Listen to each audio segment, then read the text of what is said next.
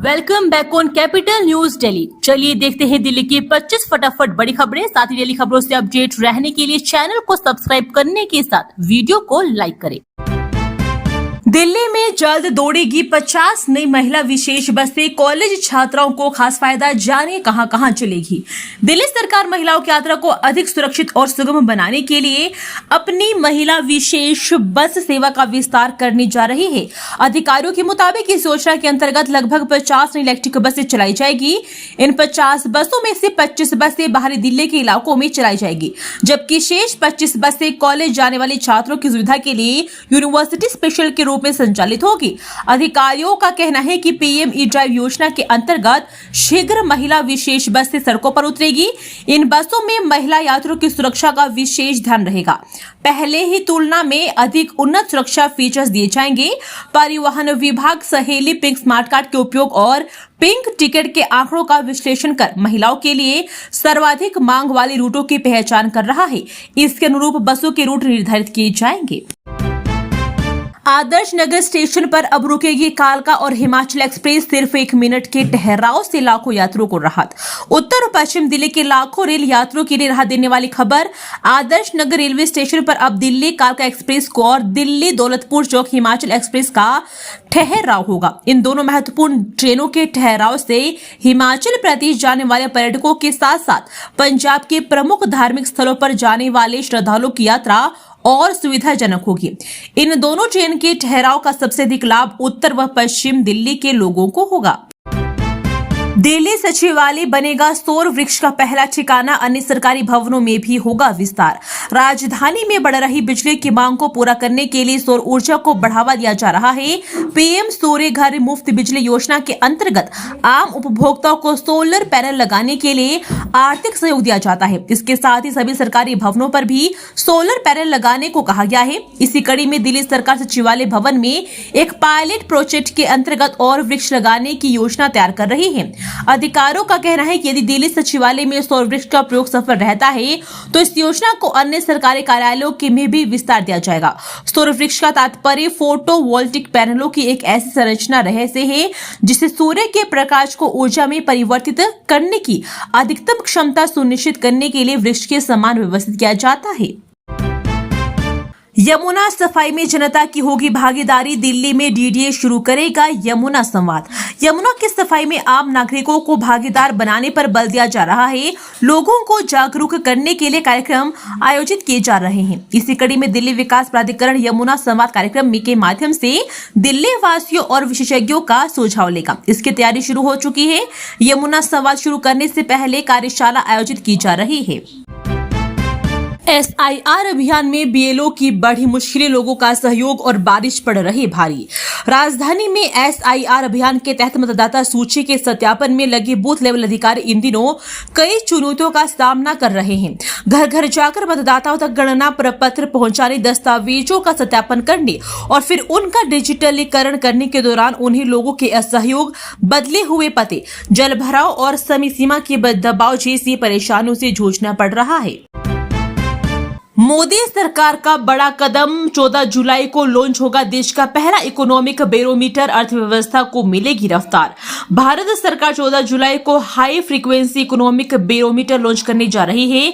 उद्योग और व्यापार जगत ने इसे प्रधानमंत्री नरेंद्र मोदी के नेतृत्व में अर्थव्यवस्था को अधिक आधुनिक, गतिशील और डेटा आधारित बनाने की दिशा में बड़ा कदम बताया है। यह प्रणाली पहले से अमेरिका, चीन, ब्रिटेन, जापान और कनाडा जैसे देशों में इस्तेमाल की जा रही है। वहीं IMF और विश्व बैंक भी आर्थिक गतिविधियों, महंगाई, व्यापार और विकास पर नजर रखने के लिए ऐसे आधुनिक हाई फ्रीक्वेंसी संकेतकों का उपयोग करते हैं। इस पहल का कैट, फिकी, एसोचैम समेत कई व्यापारी संगठनों और दिल्ली के चांदनी चौक से सांसद ने स्वागत किया है। दिल्ली में हाईटेक व्यवस्था लागू। अब 72 घंटे में टूटेगा अवैध निर्माण। एलजी के कड़े रुख पर डीडीए ने गठित की टीमें। दिल्ली में सरकारी और डीडीए की जमीनों पर अवैध कब्जे व अतिक्रमण के खिलाफ एलजी द्वारा सरकार तरनजीत सिंह संधू ने कड़ा रुख अपनाया है। एलजी की जीरो टॉलरेंस की नीति को अमली जामा पहनाते हुए दिल्ली विकास प्राधिकरण ने भी एक व्यापक मानक संचालन प्रक्रिया जारी कर दी है। इसके तहत अब राजधानी में कहीं भी अवैध निर्माण या अतिक्रमण पाए जाने पर 72 घंटे के भीतर उसे ध्वस्त कर दिया जाएगा। डीडीए द्वारा जारी नई एसओपी के अनुसार जमीन की निगरानी और त्वरित कार्रवाई करने के लिए 14 फ्लाइंग स्क्वाड टीमें और 4 समर्पित क्विक रिस्पांस टीमें गठित की गई हैं। दिल्ली के ऐतिहासिक स्मारकों की सुरक्षा पर एएसआई का फोकस, बारिश में हादसे रोकने के लिए कड़े इंतजाम। मॉनसून के मौसम को देखते हुए भारतीय पुरातत्व सर्वेक्षण ने दिल्ली मंडल के अंतर्गत आने वाले सभी 174 संरक्षित स्मारकों के रखरखाव और सुरक्षा पर विशेष ध्यान देने के निर्देश जारी किए हैं। दिल्ली मंडल ने सभी स्मारकों के प्रभारियों और मॉनसून के दौरान नियमित निरीक्षण, जल भराव रोकने, साफ सफाई और संरचनात्मक सुरक्षा सुनिश्चित करने को कहा है। इसका उद्देश्य वर्षा के कारण ऐतिहासिक धरोहरों को होने वाले नुकसान को रोकना और पर्यटकों की सुरक्षा सुनिश्चित करना है। डीएमआरसी ने केएमडी ने किया ब्लू लाइन पर चल रहे कार्य का निरीक्षण। यात्रियों को बेहतर सुविधाएं उपलब्ध करवाने के लिए मेट्रो स्टेशनों पर पुराने एक्सीलरेटर को बदलने का या मरम्मत का काम चल रहा है। इसी तरह से कई स्टेशनों पर आवश्यक बदलाव, ऑटोमेटिक फेयर कलेक्शन, गेट के स्थान में बदलाव सहित अन्य कार्य किए जा रहे हैं। दिल्ली मेट्रो रेल निगम के प्रबंधक निदेशक डॉक्टर विकास कुमार ने शुक्रवार मध्य से लेकर शुक्रवार सुबह तक रात्रि ब्लू लाइन कॉरिडोर के कई स्टेशनों पर पहुंचकर इन कार्यों का निरीक्षण किया। उन्होंने द्वारका सेक्टर 14, द्वारका मोड़, राजौरी गार्डन, करोल बाग, आरके आश्रम, इंद्रप्रस्थ, नोएडा सिटी सेंटर सहित कई स्टेशनों पर जाकर स्टेशन रिमॉडलिंग कार्य, नए एक्सीलरेटर लगाने के काम की प्रगति की जानकारी प्राप्त की। Connaught place hit and run मामला, कोर्ट ने ड्राइवर की 2 साल की सजा रखी बरकरार। कनॉट प्लेस में वर्ष 2016 में हुए हिट एंड रन मामले में अदालत ने वर्षा की सजा बरकरार रखी है। पटियाला हाउस स्थित अतिरिक्त सत्र न्यायाधीश शेफाली बरनाला टंडन की अदालत ने दोषी की अपील खारिज करते हुए कहा कि लापरवाही से वाहन चलाने के अपराध में सजा तय करते समय हादसे के बाद चालक का आचरण महत्वपूर्ण भूमिका निभाता है। दुर्घटना स्थल से घायलों की मदद के लिए किए बिना भागना कानूनन दंडनीय है। अदालत ने कहा कि मोटर वाहन अधिनियम के तहत चालक दुर्घटना के बाद वाहन रोकने और घायल व्यक्ति को नजदीकी अस्पताल पहुंचाने के लिए सभी उचित कदम उठाने के लिए कानूनी रूप से बाध्य है, लेकिन इस मामले में दोषी हादसे के तुरंत बाद मौके से भाग गया। राजघाट पर बनेगी पूर्व राष्ट्रपति प्रणब मुखर्जी की समाधि, केंद्र सरकार ने दी मंजूरी। केंद्र सरकार ने पूर्व राष्ट्रपति और भारत रत्न प्रणब मुखर्जी की समाधि के निर्माण को मंजूरी दे दी है। उनकी समाधि दिल्ली के राजघाट स्थित राष्ट्रीय स्मृति परिसर में बनाई जाएगी। प्रणब मुखर्जी का 31 अगस्त 2020 को 84 वर्षीय आयु में निधन हुआ था। समाधि के डिजाइन में कुछ संशोधन के बाद प्रस्ताव आगे की प्रक्रिया में है। वहीं केंद्रीय लोक निर्माण विभाग बजट मिलने का इंतजार कर रहा है। प्रणब मुखर्जी पश्चिम बंगाल से जुड़े पहले ऐसे राष्ट्रनेता होंगे जिनकी समाधि राजघाट परिसर में बनाई जाएगी। 1 करोड़ कीमत की चोरी हुए हीरे और सोने के आभूषण बरामद, दिल्ली पुलिस ने आरोपी को दबोचा। दिल्ली में बाहरी जिला पुलिस की एंटी स्नैचिंग सेल ने 1 करोड़ रुपए के सोने, चांदी और हीरे के आभूषण चोरी करने के मामले में एक शातिर आरोपित को गिरफ्तार किया है। आरोपित की पहचान मूल रूप से सीतामढ़ी निवासी दीपक शर्मा के तौर पर हुई है। पुलिस ने आरोपित की निशानदेही पर चोरी के आभूषण बरामद कर लिए हैं, जिसमें सोने की चूड़ियां, मंगलसूत्र, अंगूठा और लॉकेट आदि शामिल है। दिल्ली के पंखा रोड पर जाम से हाहाकार, जल बोर्ड की खुदाई और बीच सड़क पर रखे कूड़ेदान ने बढ़ाई आफत। द्वारका, डाबरी और पालम जैसे व्यस्त रिहायशी इलाकों को उत्तम नगर, जनकपुरी और बाहरी दिल्ली से जोड़ने वाला प्रमुख मार्ग पंखा रोड इन दिनों वाहन चालकों और राहगीरों के लिए जी का जंजाल बन चुका है। लाखों लोगों की दैनिक आवाजाही के लिए लाइफलाइन माने जाने वाले इस मुख्य मार्ग पर प्रशासनिक लापरवाही के कारण हर समय जाम की स्थिति बनी रहती है। पहले से ही पंखा रोड फ्लाईओवर के नीचे दिल्ली जल बोर्ड द्वारा की गई खोदाई के कारण सड़क के एक बड़े हिस्से को बैरिकेड लगाकर बंद कर दिया गया है। इसके चलते इस चौड़ी सड़क पर फ्लाईओवर के नीचे बोटल नेक की स्थिति बन गई है, जिससे इस मार्ग पर वाहनों की रफ्तार धीमी पड़ गई है और हर समय यहां गाड़ियों की लंबी कतारें दिख रही है। दिल्ली के ऐतिहासिक स्मारकों की सुरक्षा पर एएसआई का फोकस, बारिश में हादसे रोकने के लिए कड़े इंतजाम। मॉनसून के मौसम को देखते हुए भारतीय पुरातत्व सर्वेक्षण ने दिल्ली मंडल के अंतर्गत आने वाले सभी 174 संरक्षित स्मारकों के रखरखाव और सुरक्षा पर विशेष ध्यान देने के निर्देश जारी किए हैं। दिल्ली मंडल ने सभी स्मारकों के प्रभारियों को मॉनसून के दौरान नियमित निरीक्षण, जल भराव रोकने, साफ सफाई और संरचनात्मक सुरक्षा सुनिश्चित करने को कहा है। इसका उद्देश्य वर्षा के कारण ऐतिहासिक धरोहरों को होने वाले नुकसान को रोकना और पर्यटकों की सुरक्षा सुनिश्चित करना है। दिल्ली में हाईटेक व्यवस्था लागू, 72 घंटे में टूटेगा अवैध निर्माण, एलजी के कड़े रुख पर डीडीए ने गठित की टीमें। दिल्ली में सरकारी और डीडीए की जमीनों पर अवैध कब्जे व अतिक्रमण के खिलाफ एलजी सरदार तरनजीत सिंह संधू ने कड़ा रुख अपनाया है। एलजी की जीरो टॉलरेंस नीति की नीति को अमली जामा पहनाती हुई दिल्ली विकास प्राधिकरण ने भी एक व्यापक मानक संचालन प्रक्रिया जारी कर दी है। इसके तहत अब राजधानी में कहीं भी अवैध निर्माण या अतिक्रमण पाए जाने पर 72 घंटे के भीतर उसे ध्वस्त कर दिया जाएगा। डीडी द्वारा जारी नई एसओपी के अनुसार जमीन की निगरानी और त्वरित कार्रवाई के लिए 14 फ्लाइंग स्क्वाड टीमें और 4 समर्पित क्विक रिस्पांस टीमें गठित की गई है। दिल्ली में लॉरेंस बिश्नोई गैंग के 3 शूटर गिरफ्तार, बड़ी वारदात की रच रहे थे साजिश।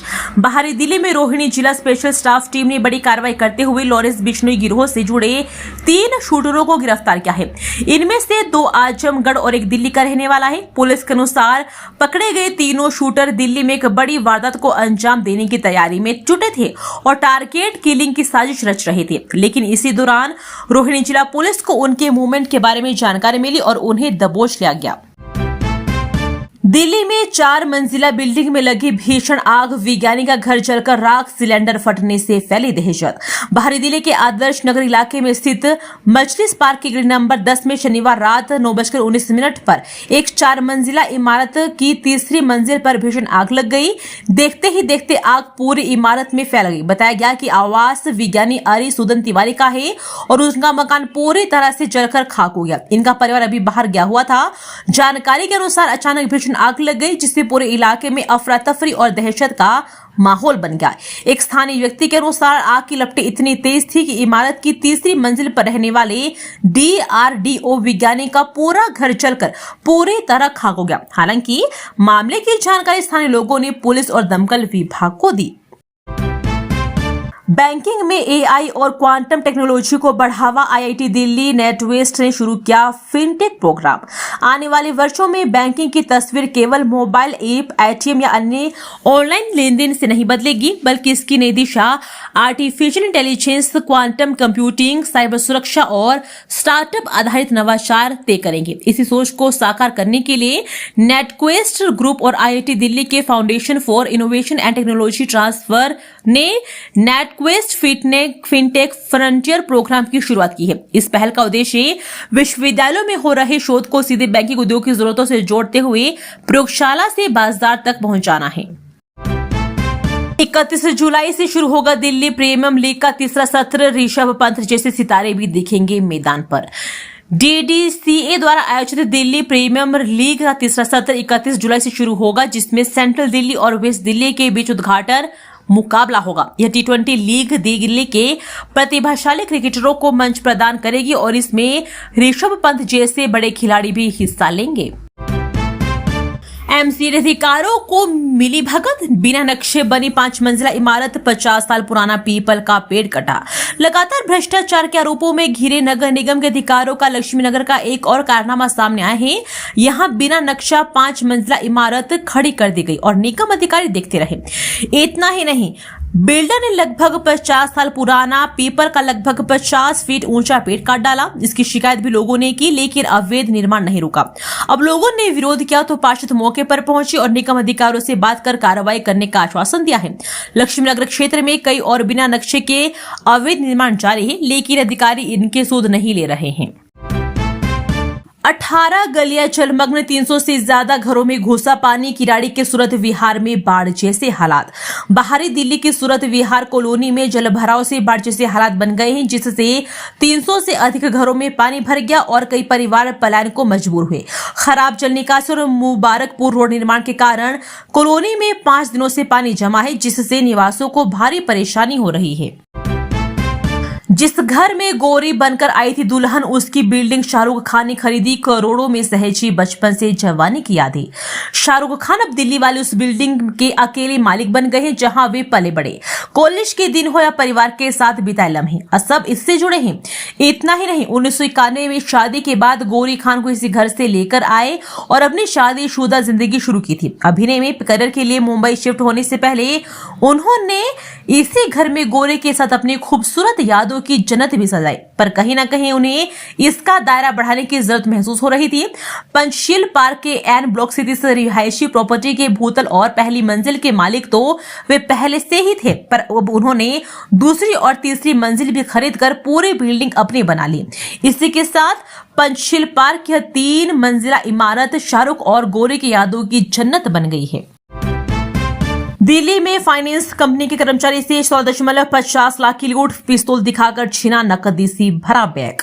गांधीनगर थाना क्षेत्र की राजगढ़ कॉलोनी में शुक्रवार शाम स्कूटी सवार 2 बदमाशों ने पिस्तौल के बल पर फाइनेंस कंपनी कर्मचारी से 16.50 लाख रुपए की लूट को अंजाम दे दिया। बदमाश कंपनी ऑफिस के गेट पर ही नकदी से भरा बैग छीनकर फरार हो गए। सूचना मिलने पर गांधीनगर थाना पुलिस मौके पर पहुंची और घटनास्थल के आसपास लगे सीसीटीवी कैमरों की फुटेज खंगालनी शुरू कर दी। वारदात की सीसीटीवी फुटेज प्रसारित हो रही है, जिसमें बदमाश स्कूटी से आते और पिस्तौल बना तान कर लूट करते दिखाई दे रहे हैं। संदीप दुआ राजगढ़ में एसडी एंटरप्राइजेस की नाम से फाइनेंस कंपनी चलाते हैं। उनका कर्मचारी आशीष सरीन विभिन्न स्थानों से कलेक्शन कर शुक्रवार शाम को कंपनी ऑफिस पहुंचा था। मुंबई मॉडल पर चलेगी दिल्ली पुलिस, थानों में इन्वेस्टिगेशन और लॉ एंड ऑर्डर विंग होंगे अलग। मुंबई पुलिस की तर्ज पर अब दिल्ली के थानों में भी जांच और कानून व्यवस्था की टीमों को अलग अलग करने की कवायद एक बार फिर शुरू हो गई है। दिल्ली के पुलिस आयुक्त सतीश गोलछा ने इस विषय पर वरिष्ठ अधिकारियों की राय जानने के लिए शनिवार को पुलिस मुख्यालय में एक उच्च स्तरीय बैठक की। बैठक में सभी जिला अधिकारियों को इस नए सिस्टम के लिए तैयार करने के निर्देश दिए गए हैं। ऐसी व्यवस्था अब तक केवल मुंबई के थानों में ही पूरी तरह लागू है। दिल्ली में भी पिछले 1 दशक में इस तरह की व्यवस्था बनाए रखने के लिए 2 बार प्रयास किए जा चुके हैं। यहां तक कि कुछ जिलों के कई थानों में पायलट प्रोजेक्ट के तौर पर दोनों टीमों को अलग अलग भी किया गया था। सिर्फ कोर्स नहीं, इन सुविधाओं को देखकर चुने कॉलेज, दिव्यांग छात्रों के लिए खास व्यवस्था। डीयू में दाखिला लेने वाले दिव्यांग विद्यार्थियों के लिए अब केवल मनपसंद कोर्स या सिटी नहीं, बल्कि कॉलेज की सुविधाएं भी भविष्य तय करने में अहम भूमिका निभा रहे हैं। नई शिक्षा नीति के तहत समावेशी शिक्षा पर बढ़ती जोर के बीच विश्वविद्यालय ने दिव्यांग विद्यार्थियों के लिए आरक्षण, फीस में छूट, हॉस्टल सहायता और आधुनिक तकनीक आधारित शिक्षण संसाधनों की व्यापक व्यवस्था की है। ऐसे में प्रवेश से पहले कॉलेज की एक्सेसिबिलिटी और उपलब्ध सुविधाओं की जानकारी लेना विद्यार्थियों के लिए उतना ही जरूरी है जितना सही कोर्स चुनना। दिल्ली के इतिहास और विरासत पर शोध के लिए शुरू हुई 2 नई फेलोशिप, हर साल 27 शोधार्थियों का होगा चयन। दिल्ली के इतिहास और विरासत के वैज्ञानिक अध्ययन, दस्तावेजीकरण और डिजिटलीकरण करने के उद्देश्य से रेखा गुप्ता सरकार अभिलेखागार अनुसंधान फेलोशिप और पुरातत्व अनुसंधान फेलोशिप शुरू कर रहे हैं। इससे राजधानी के इतिहास को शोध आधारित और प्रमाणित जानकारी उपलब्ध हो सकेगी। इन दोनों फेलोशिप को दिल्ली सरकार की कैबिनेट ने स्वीकृति दे दी है। 8 महीने आईसीयू में जिंदगी की जंग, 3 बार कार्डियक अरेस्ट के बाद 13 साल के लक्षित को मिली नई जिंदगी। जीबीएस नामक दुर्लभ तंत्रिका संबंधी बीमारी से पीड़ित 13 वर्षीय लक्षित के लिए पिछले 8 महीने किसी कठिन परीक्षा से कम नहीं थे। इस बीमारी में शरीर की प्रतिरक्षा प्रणाली गलती से अपनी ही नसों पर हमला करने लगती है, जिससे हाथ पैरों में तेजी से कमजोरी आने लगती है। गंभीर स्थिति में मरीज को लकवा मार सकता है और सांस लेने वाली मांसपेशियां भी काम करना बंद कर सकती है, जान भी जा सकती है। लक्षित के साथ भी यही हुआ और इसे वेंटिलेटर पर रखना पड़ा। लक्षित को पहले गुरु तेग बहादुर अस्पताल में भर्ती करवाया गया था, जहां से गंभीर स्थिति को देखते हुए उसे उन्नत क्रिटिकल केयर के लिए स्वामी दयानंद अस्पताल रेफर किया गया। स्वतंत्रता दिवस से पहले लाल किला को बम से उड़ाने की धमकी, तलाशी के बाद निकली फर्जी कॉल। स्वतंत्रता दिवस से पहले लाल किला को बम से उड़ाने की धमकी मिलने के बाद अफरा तफरी मच गई। सूचना के बाद तुरंत मौके पर स्थानीय पुलिस के अलावा बम निरोधक दस्ता, डॉग स्क्वाड समेत अन्य सुरक्षा एजेंसियां पहुंच गई। काफी देर तक तलाशी ली गई, लेकिन तलाशी के दौरान कुछ भी संदिग्ध नहीं मिला, जिसके बाद उसे हॉक्स कॉल घोषित कर दिया गया। फिलहाल पुलिस मामला दर्ज कर फर्जी कॉल करने वाले का पता कर रही है। हालांकि सुरक्षा के मद्देनजर वहां पर सुरक्षा बढ़ा दी गई है। पुलिस अधिकारी ने बताया कि शनिवार को मिली धमकी के बाद सुरक्षा एजेंसियों ने तुरंत कार्रवाई की और परिसर में कोई भी संदिग्ध वस्तु नहीं पाई गई। एक अज्ञात कॉलर ने शनिवार को मुंबई पुलिस कंट्रोल रूम में फोन करके दिल्ली के लाल किले को बम से उड़ाने की धमकी दी थी। ऑपरेशन हार्ड बॉल FBI की एंट्री के बाद दिल्ली पुलिस तख्त लॉरेंस, गोल्डी बराड़, रोहित गोदारा समेत 37 गैंगस्टर पर सख्ती। दिल्ली, यूपी, राजस्थान, हरियाणा, पंजाब, राजस्थान आदि राज्यों में तेजी से पैर पसार रहे अंडरवर्ल्ड और गैंगस्टरों के नेटवर्क को पूरी तरह से ध्वस्त करने के लिए दिल्ली पुलिस ने ऑपरेशन हार्ड बॉल नाम से कार्रवाई शुरू कर दी है। दरअसल पिछले एक दशक से विदेश की धरती से गैंगस्टरों ने जिस तरह से भारत में रंगदारी, रैकेट, हत्या और सुपारी किलिंग जैसे धंधे को अंजाम दिया गया है और विदेश में भी गैंगवार में हत्या जैसी वारदात को अंजाम देना शुरू कर दिया है। इस तरह के बढ़ते मामले ने अमेरिका जांच agency federal bureau of investigation को भी कार्रवाई करने को मजबूर कर दिया है। मोदी भाजपा पर टिप्पणी केस में खड़गे को राहत या मुश्किल, राउज एवेन्यू कोर्ट ने मांगा 2023 का वीडियो। कांग्रेस अध्यक्ष मल्लिकार्जुन खड़गे के वर्ष 2023 के कर्नाटक चुनावी भाषण से जुड़े मामले में राउज एवेन्यू कोर्ट ने शिकायतकर्ता को भाषण का वीडियो लिंक पेश करने का निर्देश दिया है। अदालत ने कहा कि मामले में आगे बढ़ने से पहले वह भाषण की वीडियो फुटेज देखना चाहती है। यह सुनवाई 30 हजारी कोर्ट द्वारा शिकायत खारिज किए जाने के आदेश के खिलाफ दायर पुनरीक्षण याचिका पर हो रही थी। शिकायतकर्ता अधिवक्ता रविंद्र गुप्ता का आरोप है कि 27 अप्रैल 2023 को कर्नाटक के नरेगल में चुनावी रैली के दौरान खड़गे ने भाजपा, RSS और प्रधानमंत्री नरेंद्र मोदी के खिलाफ आपत्तिजनक टिप्पणियां की थी। अदालत ने मामले की अगली सुनवाई 6 अगस्त के लिए तय की है। दोस्तों, वीडियो पसंद आया तो वीडियो को लाइक एवं चैनल को सब्सक्राइब कीजिए और कमेंट करके बताइए कि आप दिल्ली के किस जगह से इस वीडियो को देख रहे हैं। जय हिंद, वंदे मातरम।